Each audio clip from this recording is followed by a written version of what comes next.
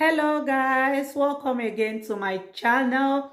In case today is your first time of seeing me or coming across my channel, please consider to hit that red button below that says subscribe. Beside it, there's a notification bell. The essence of that bell is for you to get notified each time I upload a new video, so you will be the first to check it out. If you have done that, I so much appreciate it. Thank you very much. And for those that always come each time I upload a new video, you come by to watch it. I say, may Almighty God bless you abundantly. You guys are super wonderful. I am so happy about that. So my lovely people, in this my channel, I'll be bringing a lot of interesting story and videos. Any video that comes across my way, I will just bring it and post it to you guys for you to see, and we'll discuss about it. And please don't forget to always share my videos, like my videos, and always drop your comment so I will know what you think in each of my video. Please try to support this channel. So as you're doing that, may Almighty God bless you. So I brought to you a video which we will watch together. Please stay tuned as we watch the video together.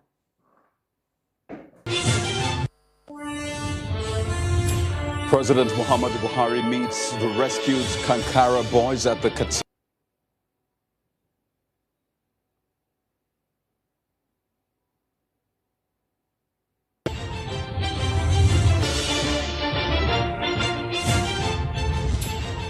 And now that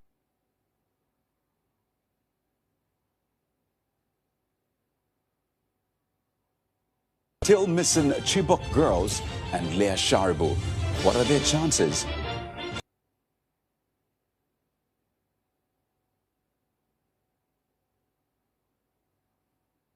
Hello and welcome. This is Politics Today, live on Channels Television. I'm Kayode Kikyu.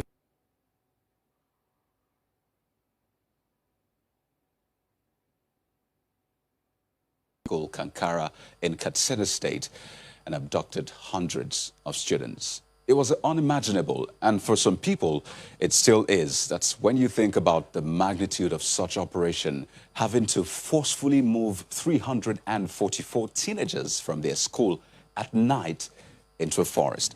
As you'll expect, there were countless questions as to how this happened, who is responsible, what do we do next, who should be doing what, and right in the middle of that was the elephant in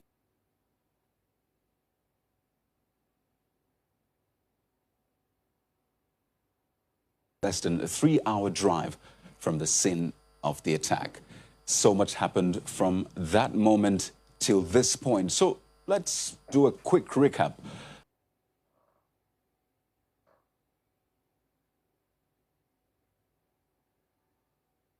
On motorcycles, they killed a policeman on duty and proceeded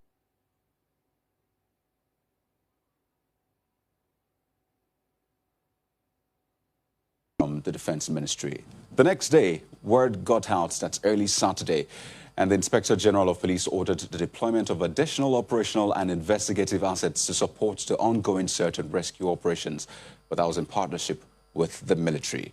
So fast forward to Sunday, we saw visibly distraught parents of the abducted students staging a protest and demanding the rescue of their children. The official number of missing children was put at 333. Incidentally, on the same day, a federal government delegation visited, and the Minister of Defense promised that this was going to be a very simple mission and that the boys will be released in a few hours. In fact, a tweet from the presidency also said the military, supported by air power, had located the bandits' enclave at Zangopala Forest in Kankara, and there had been exchange of fire. That was Sunday. On Monday, the governor, that's Governor Aminu Masari, met with President Muhammadu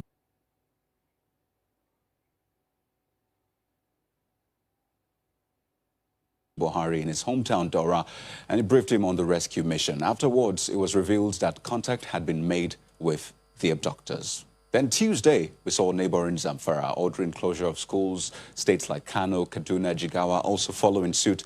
And on that same day, Boko Haram was said to have claimed responsibility for the attack in an audio message. Then on Wednesday, Governor Masari revealed that negotiations were ongoing with Mieti Allah Cattle Breeders Association helping with the talks. He was speaking on Politics Today that night. And the next day, a video emerged and it showed some of the boys begging for their release. Now, that video was reportedly released by Boko Haram, who claimed responsibility yet again. But on Thursday, at about 9 p.m., the government of Katsina announced that the boys were on their way back to safety, and that's following fruitful negotiations. 344 of them, the government said. And now, today, President Muhammadu Buhari met the boys, and here's what the president told them, speaking in Hausa.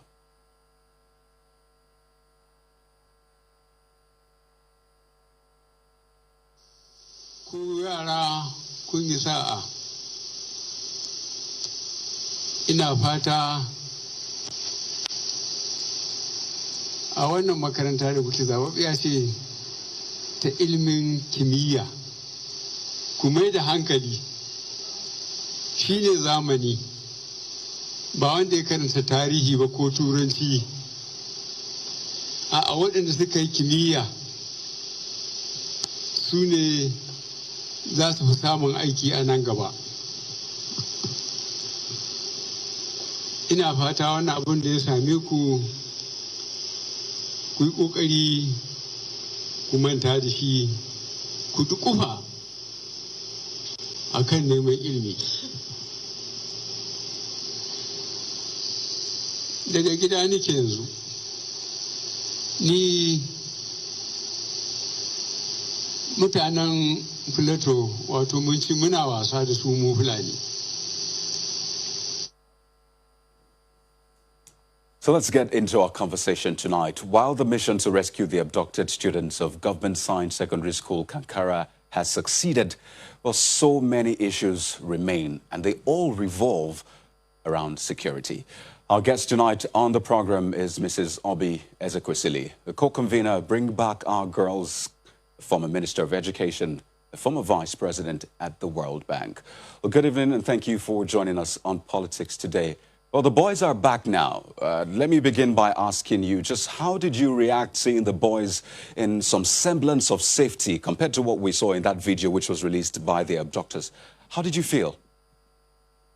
I was quite pleased with it. I was very, very happy for the children and for their parents. You don't want to see your fellow citizens in this situation of grief that we saw parents exhibit. It took me all the way back to 2014 and our Chibok girls and their families.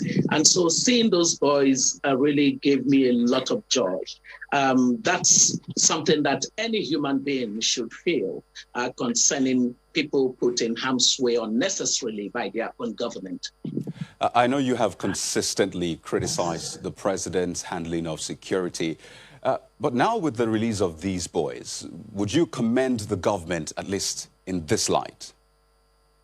Well, one thing I don't do in life is to pretend. I cannot even pretend any form of commendation for this government. It is an abysmal failure. How can such number of children be left in an insecurity-prone state in this country without any form of signaling that could show that a kind that massive thing was going to happen to them? How was it that governmental systems did not even alert anyone that children had been carted off from their school at that level? We asked the same questions when Chibok girls were taken. So, you know, for us to congratulate a government that created a problem and then said it solved it, we shouldn't be doing that. Look, this society should learn how to hold people to public accountability. The president should be disgusted with what happened, not commending himself. What's the clapping for? What is it for? Those children were put in harm's way, and now you say you've rescued them? Oh, maybe the president sent the young men on an excursion to terrorists, and now he probably has a lifeline to terrorists, so they can release children at will to him. He needs to tell us exactly what happened with the Kankara case. There is a problem here. This country should not be taken for a ride by President Buhari and his government. This is very unbecoming. And the whole world is laughing at us. They think that we're jokers. Did you see, many countries didn't even bother to show that anything had happened in our country because they felt like, who are these people? What are they doing to themselves? So let nobody ask anybody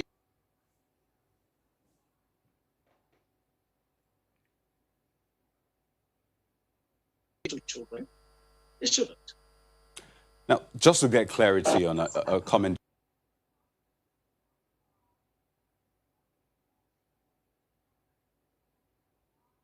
You speaking.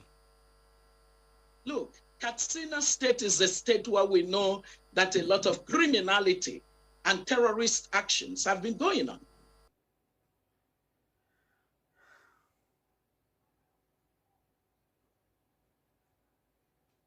How can this kind of a thing happen to those children?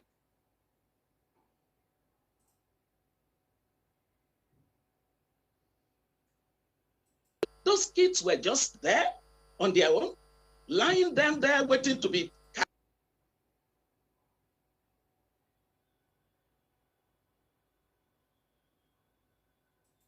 happened until you now reported they were taken. And by the way, remember that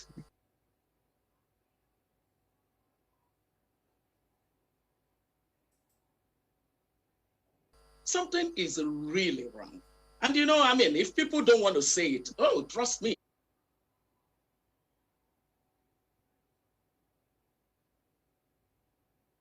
Yeah.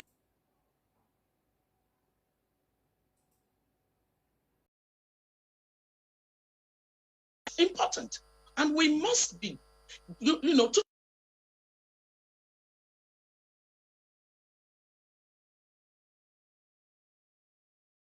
why do we find comfort in pretending that a lie is true and that truth is lie?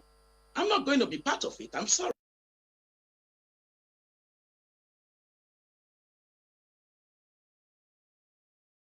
What happened? They haven't told us. There is too much murkiness around.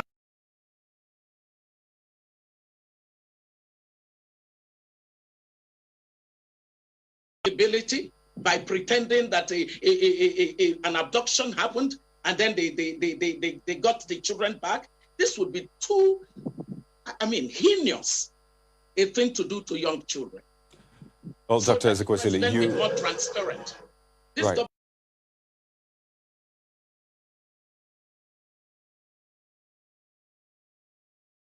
Elections. That's before you stepped down. You called it Project Rescue Nigeria. You had this manifesto that you put out, and you talked about various issues. But now that we're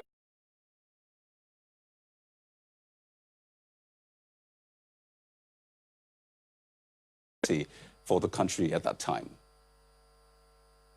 Well, one plan certainly was to take the Nigerian military to its glory days. What you see right now is that the president is running the Nigerian military as though it were his personal, cabinet. That's not the way you run the military of a country. This military got us a lot of laurels abroad. This military was the toast of West Africa and beyond even West Africa in places like Sudan and other parts of the world. What happened to this military? Why did this military become a military that now,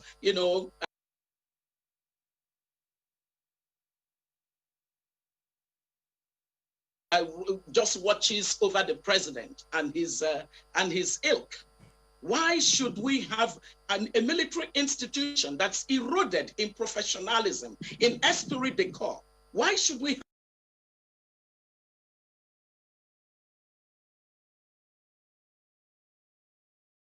and serve as the buffer for the territorial integrity of our country? We must get back the professionalism of the military. The second thing is that intelligence, because in the basic scheme of life, we know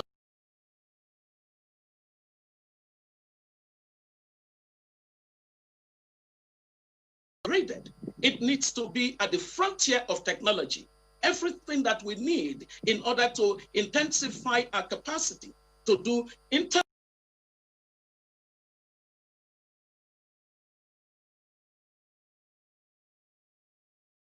at sub-regional, regional, and global levels. We need to activate them.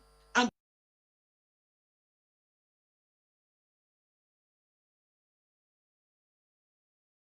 institutions in order to engender trust on the side of partners that want to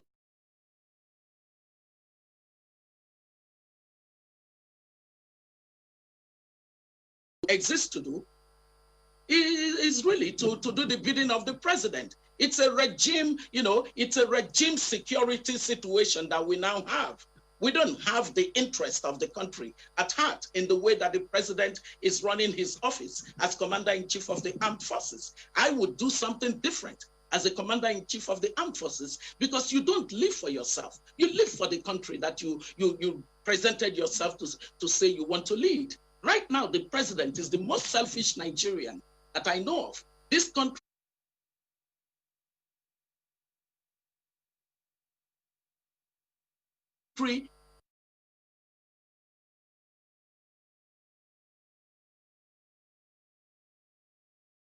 call it out. We should really call him out for this. Well, Dr. Ezekwesili, I'd like to just put it out there that some of the statements you make are made entirely by you. I would like to be careful making factual statements. But here's what we'll do. We'll go on a break. Learn to stop being afraid. Well, Dr. Ezekwesili, you have to put out facts out there. You got me on well, this.